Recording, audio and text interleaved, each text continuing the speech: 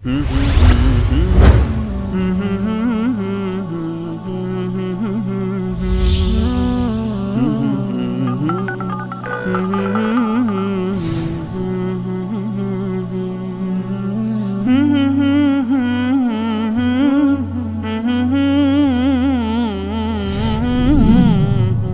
علیکم.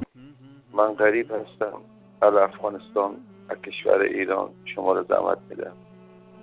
جناب آقای انصاری، خدا به شما عمر با عزت بده، خیر ببینید شما و تمام دوستانی که به رساله حق زحمت میکشید. میخواستم از طریق تلویزیون رساله حق از مردم خوب تاجیکستان تشکر کنم. دست این پدرها و مادرها را از راه دور میبوسم، با اینکه بچه‌های تربیه کردم که همه با دین مقدس اسلام قرآن میخوانم. بسیار کودکای شریف خوبی، بسیار ما خوش میشم. خداوند به شما خیر بده. خداحافظ. سلام با شما استادان شبکه جهانی وصال حق. زینب هستم از تاجیکستان. میخواهم از زبان تفلکان مظلوم سوری شعر بخوانم. هر لحظه می آید صدا از سرزمین غصه ها، از ترکش خون پاره ها، از تخریب و ویرانه ها، از زیر خاکی خانه ها فریاد آید ناله ها.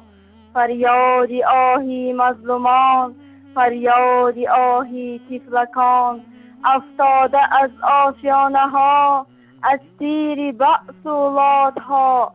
گرد و غبار رخسارشان، خونبارد و چشم زارشان. چون مرغکان پر میزنند، فریاد مادر میزنند. امداد میخواهند ز ما، زین ناله های بی صدا. گویند خدایی مهربان، آخر کجایند آدمان. در دیده ای چشمی جهان، ظالم ربود از من امان. از من مکان بگرفته اند، هم آب و نان بگرفته اند. لب تشنه و گرسنه ام، به سر پناه برهنه ام. بابای من گشت شهدا، مامای من در غم ادا. مجروح شدم خاک بسترم، سیلاب خون فرق سرم.